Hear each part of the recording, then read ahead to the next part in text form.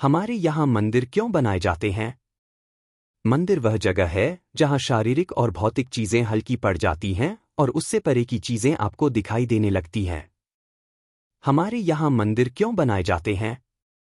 मंदिर वह जगह है जहाँ शारीरिक और भौतिक चीजें हल्की पड़ जाती हैं और उससे परे की चीजें आपको दिखाई देने लगती हैं।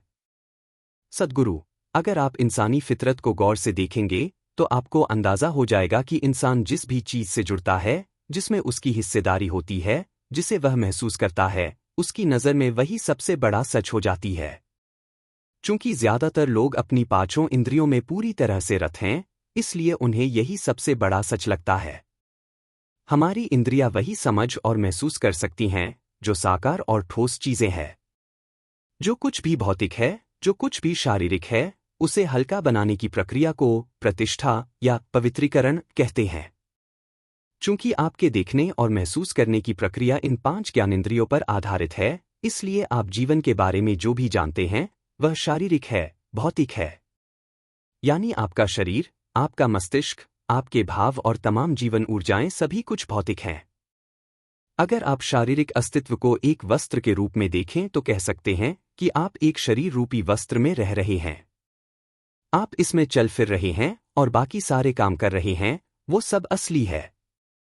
जब आप ऊपर की ओर देखते हैं तो आपको एक विराट शून्यता का आभास होता है, लेकिन उनमें से भी आप सिर्फ भौतिक चीजों को ही पहचानते हैं। आप सूरज और तारों को देखते हैं, कुल मिलाकर जो भी देखते हैं सभी कुछ भौतिक है। जो भौतिक नहीं है उसे न तो आप देखते हैं और न ही महसूस करते हैं। आज मंदिरों को बनाने में कंक्रीट, स्टील आदि का उपयोग किया जाता है। ऐसा लगता है मानो मंदिर नहीं, शॉपिंग कॉम्प्लेक्स बनाए जा रहे हों। मंदिरों का विज्ञान।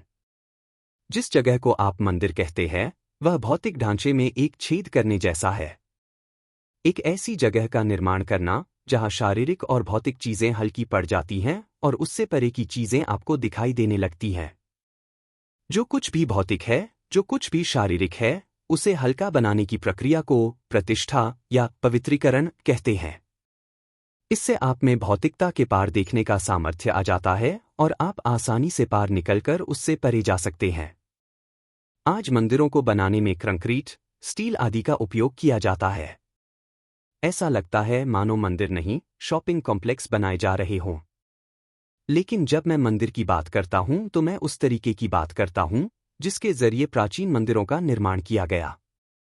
प्राचीन काल में अपने देश में सिर्फ शिव के मंदिर बनाए जाते थे।